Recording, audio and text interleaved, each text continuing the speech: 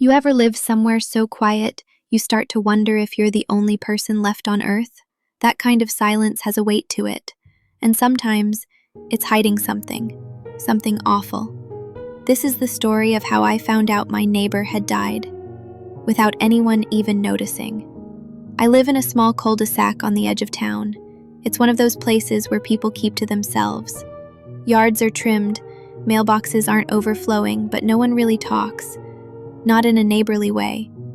We nod, we wave, we move on. I moved in about 2 years ago, just after my divorce. I needed quiet. I got it. Maybe too much. My house sits between two others. The one on the right belongs to a retired couple who spend most of their time at their cabin upstate. And on the left, that was Mr. Harmon's place. He was maybe mid-60s, lived alone, kind of hunched. Always wore this brown cardigan that looked like it had seen some things. I saw him every now and then, usually late at night, sitting in a folding chair on his porch, smoking. He never spoke, not once. I always waved. He never waved back. But that's not what was strange about him. What was strange was that I never saw him leave his house. Never saw groceries, never saw takeout, not even mail piling up. He was just there, like part of the property. At some point, I stopped thinking about him altogether, until the smell. It started on a Tuesday. I remember because I was working from home and I had the windows open. It was warm out, that thick, early spring humidity that smells like rain and thawed mud. Except it didn't smell like mud. It smelled sweet, but wrong, like rotten meat left in the sun too long, mixed with old flowers. I thought maybe a raccoon had died under the porch or something. I tried to ignore it. A few hours passed, and it got stronger. By sunset, I couldn't take it anymore. I went out with a flashlight to see if something had died in my yard. Nothing, so I walked toward the smell. It got stronger as I passed the fence dividing my yard from Mr. Harmon's. I leaned over, and I gagged.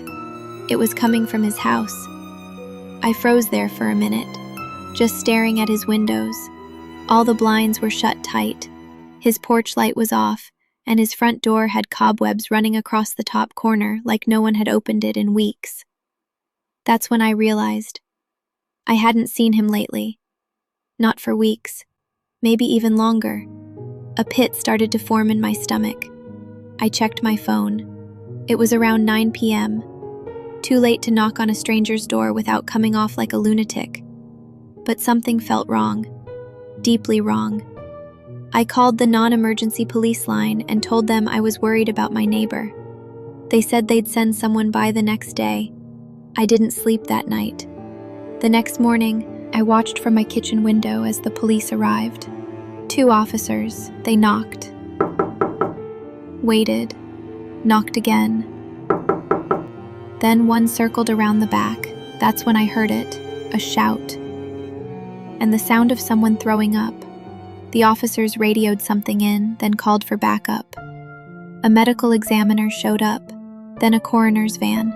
They brought out a body, covered in a black plastic bag. Mr. Harmon, dead. The next day, the paper said he'd likely been deceased for over a month, and no one noticed. After that, things should have gone back to normal, but they didn't. Not for me. At night, I'd hear creaking from the fence between our houses. Then, it started with the noises, scratching, like something clawing at wood. At first, I thought it was an animal, maybe whatever had been feeding on his corpse before the police found him. But then I started hearing footsteps on my porch. Just 1 or 2, then nothing. Every night, always around 3 a.m., I installed a motion sensor light. It would flick on. But no one was there, until one night. I checked the security cam, and I saw him.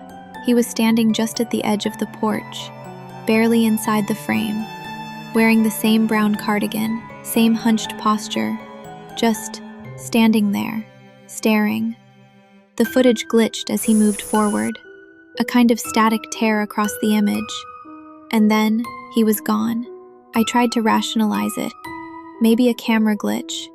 Maybe someone who looked like him, But then, things started moving in my house. Small things. A fork in a different drawer. A picture frame turned around. My bedroom door creaking open, even though I always close it at night. And the smell came back. Just for a moment. But unmistakable. About 2 weeks after the funeral, I got a letter in my mailbox. No return address. Inside was a single sheet of paper, yellowed with age. It said, "He died alone. No one came.